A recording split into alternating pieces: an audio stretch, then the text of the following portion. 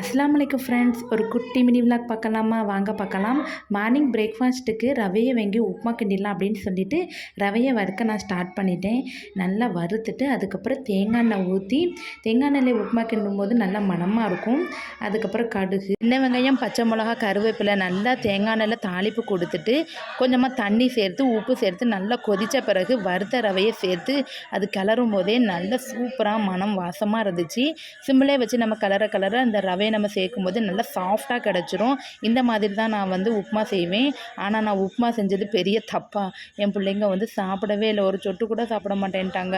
அவங்க எஸ்கேப் ஆகிட்டாங்க, மதரசா கிளம்பி போயிட்டாங்க. நான் மூடி வச்சுட்டு அதுக்கப்புறம் துணி வாஷ் பண்ணியிருந்தேன். அது எல்லாத்தையுமே அலசிடலாம், ஒன் பை ஒன்னாக அலசிடலாம் அப்படின்னு சொல்லிட்டு அலசி முடித்து அதுக்கப்புறம் சேரில் தண்ணி வடிய விட்டாச்சு. அதுக்கப்புறம் எனக்குள்ள சாப்பாடும் அம்மாக்குள்ள சாப்பாடும் சேர்ந்து நானும் அம்மா உட்காந்து ஒன்றா சேர்ந்து சாப்பிட்டோம். சூடாக சாப்பிடும்போது ரொம்பவே டேஸ்ட்டாக இருந்துச்சு. ஆனால் பசங்களுக்கு என்ன செய்ய, அந்த உப்புமா பேர சொன்னாலே ஒடிருதாங்க. சரி, அவங்களுக்கு சீக்கிரம் சாப்பாடு செஞ்சு கொடுத்துடணும், 12 மணிக்கு வந்துடுவாங்க அப்படின்னு சொல்லிட்டு வீட்டை எல்லாத்தையுமே தூத்துக்கிட்டு இருந்தேன்.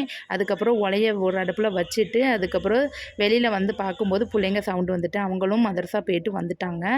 எல்லோரும் வரும்போது பார்க்கவே ரொம்ப அழகாக இருந்துச்சு. வந்தோடனே அவங்க சரி விளையாண்டுக்கிட்டு இருக்கட்டும் அப்படின்னு சொல்லிட்டு கிச்சனில் போய் என்ன சமைக்கலாம் பார்க்கும்போது தான் சவுச்சவு இருந்துச்சு. அதை சாம்பார் வச்சிடலாம் அப்படின்னு சொல்லி சாம்பார்லாம் வச்சுட்டேன். சூப்பராக இருந்துச்சு, மணக்க மணக்க. என் பிள்ளைங்களுக்கு டெய்லி சாம்பார் வச்சு கொடுத்தா கூட சந்தோஷமாக சாப்பிட்ருவாங்க. ஆனால் புளிக்குழம்பு வச்சா மட்டும்தான் கிச்சன் பக்கமே வரமாட்டாங்க. கத்தரிக்காவும் வாழைக்காய் இருந்துச்சு, ரெண்டையுமே நறுக்கி போட்டு சூப்பராக அவியல் வச்சாச்சு.